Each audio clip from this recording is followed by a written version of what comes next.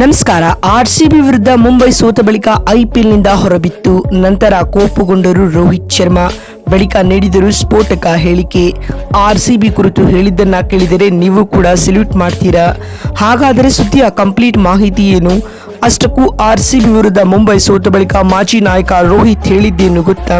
ಬನ್ನಿ ಇದರೆಲ್ಲದರ ಬಗ್ಗೆ ಈ ವಿಡಿಯೋದಲ್ಲಿ ಕಂಪ್ಲೀಟ್ ಆಗಿ ತಿಳಿಸ್ಕೊಡ್ತಾ ಹೋಗ್ತೀನಿ. ಆದ್ದರಿಂದ ವಿಡಿಯೋವನ್ನ ಕೊನೆವರೆಗೂ ನೋಡಿ. ಆದ್ರೆ ಅದಕ್ಕಿಂತ ಮುನ್ನ ನಿಮ್ಗೆ ಅನಿಸುತ್ತೆ ರೋಹಿತ್ ಶರ್ಮಾ ಮುಂಬೈ ಇಂಡಿಯನ್ಸ್ ನ ಬೆಸ್ಟ್ ಕ್ಯಾಪ್ಟನ್ ಹೌದೋ ಅಥವಾ ಇಲ್ಲವೋ ಎನ್ನುವುದನ್ನ ಎಸ್ ಅಥವಾ ನೋ ಎಂದು ಕಮೆಂಟ್ ಮಾಡುವ ಮೂಲಕ ತಪ್ಪದೇ ತಿಳಿಸಿ.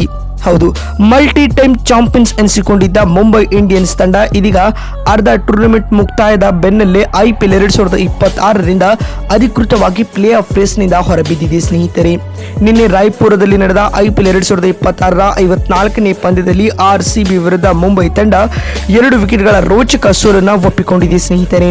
ಈ ಸೋಲಿನೊಂದಿಗೆ ಮುಂಬೈ ಇಂಡಿಯನ್ಸ್ ತಂಡ ಟೂರ್ನಿಯಲ್ಲಿ ಒಟ್ಟಾರೆಯಾಗಿ 8ನೇ ಸೋಲಿನ ಮುಖಭಂಗವನ್ನ ಎದುರಿಸುವುದರ ಜೊತೆಗೆ ಟೂರ್ನಿಮೆಂಟ್ ನಿಂದ ಎಲಿಮಿನೇಟ್ ಆಗಿದೆ ಅಂತಾನೆ ಹೇಳಬಹುದು ಬಂಧುಗಳೇ.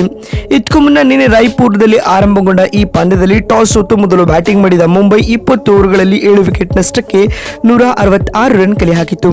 ತಿಲಕ್ ವರ್ಮಾ 57 ಹಾಗೂ ನಮನ್ದೀರ್ 47 ರನ್ ಬಾರಿಸಿ ಟಾಪ್ 2 ಸ್ಕೋರರ್ ಎನಿಸಿಕೊಂಡರೆ ಇತ್ತ ಭುವನೇಶ್ವರ್ ಕುಮಾರ್ 4 ವಿಕೆಟ್ ಪಡೆದು ಮಿಂಚಿದರು.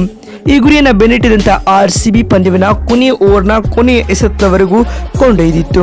ಇನ್ಫ್ಯಾಕ್ಟ್ ಈ ಪಂದ್ಯ ಲಾಸ್ಟ್ ಓವರ್ನ ಆ ಥ್ರಿಲ್ಲಿಂಗ್ ಮ್ಯಾಚ್ಗೆ ಸಾಕ್ಷಿಯಾಗಿತ್ತು ಅಂತ ಹೇಳಬಹುದು ಸ್ನೇಹಿತರೆ. ಕುನಾಲ್ ಪಾಂಡ್ಯ ಮ್ಯಾಜಿಕಲ್ ಇನ್ನಿಂಗ್ಸ್ ಆಡಿದರೆ ಲಾಸ್ಟ್ ಓವರ್ನಲ್ಲಿ ಭುವನೇಶ್ವರ್ ಕುಮಾರ್ ಬಾರಿಸಿದ ಆ 6 ಪಂದ್ಯದ ಗತಿಯನ್ನೇ ಬದಲಿಸಿತ್ತು. ಅಂತಿಮವಾಗಿ ಆರ್ಸಿಬಿ ಟಾರ್ಗೆಟ್ ಅನ್ನ 8 ವಿಕೆಟ್ ಕಳೆದುಕೊಂಡು ಚೇಸ್ ಮಾಡಿತ್ತು. ಇದರೊಂದಿಗೆ ಬೆಂಗಳೂರು ಈ ಪಂದ್ಯದಲ್ಲಿ 2 ವಿಕೆಟ್ಗಳ ವಿಕ್ಟರಿ ಪಡೆದುಕೊಂಡಿತ್ತು. ಕುನಾಲ್ ಪಾಂಡ್ಯ 73 ರನ್ ಬಾರಿಸಿ ಟಾಪ್ ಸ್ಕೋರರ್ ಎನಿಸಿಕೊಳ್ತಾರೆ. ಈ ಸೋಲಿನೊಂದಿಗೆ ಮುಂಬೈ ಇಂಡಿಯನ್ಸ್ ತಂಡ ಪ್ಲೇ ಆಫ್ ರೇಸ್ನಿಂದ ಹೊರಬಿದ್ದಿದೆ ಬಂಧುಗಳೇ.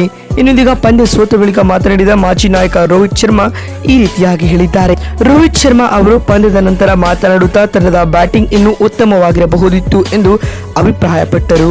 ತಿಲಕ್ ವರ್ಮಾ ಹಾಗೂ ನಮನ್ದೀರ್ ಅವರ ಹೋರಾಟವನ್ನ ಶ್ಲಾಘಿಸಿದರು. ಅವರು ತಮ್ಮ ಇತ್ತೀಚಿನ ಸಂದರ್ಶನಗಳಲ್ಲಿ ಹೇಳುವಂತೆ ಹಳೆಯ ಘಟನೆಗಳ ಬಗ್ಗೆ ಯೋಚಿಸದೆ ಪ್ರಸ್ತುತ ಕ್ಷಣದ ಮೇಲೆ ಗಮನ ಹರಿಸುವುದು ಮುಖ್ಯ ಎಂಬ ತತ್ವವನ್ನೇ ಈ ಪಂದ್ಯದಲ್ಲಿಯೂ ಪಾಲಿಸುವುದಾಗಿ ತಿಳಿಸಿದ್ದಾರೆ. ಮತ್ತು ಮಾತು ಮುಂದುವರೆಸಿದ ಅವರು, ಆದ್ಯಾಗೂ ನಮ್ಮ ಆಟಗಾರರು ಪಂದ್ಯವನ್ನ ಕೊನೆಯವರೆಗೂ ಕೊಂಡೊಯ್ದಿದ್ದು ಖುಷಿ ತಂದುಕೊಟ್ಟಿದೆ. ಎಲ್ಲ ಆಟಗಾರರು ಒಳ್ಳೆಯ ಕ್ರಿಕೆಟ್ ಆಡಿದ್ದಾರೆ.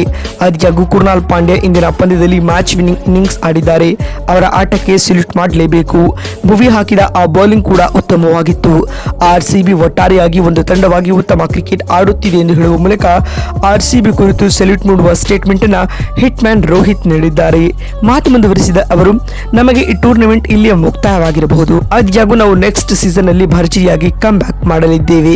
ಕೊನೆ ಓವರ್ ನಲ್ಲಿ ಭುವನೇಶ್ವರ್ ಕುಮಾರ್ ರಿಯಲ್ ಕ್ಯಾರೆಕ್ಟರ್ ಅನ್ನ ತೋರಿಸಿ ಆರ್ಸಿಬಿಗೆ ಗೆಲುವು ತಂದು ಕೊಟ್ಟಿದ್ದಾರೆ ಎಂದು ಹೇಳುವ ಮೂಲಕ ಸ್ಫೋಟಕ ಹೇಳಿಕೆಯನ್ನ ರೋಹಿತ್ ನೀಡಿದ್ದಾರೆ.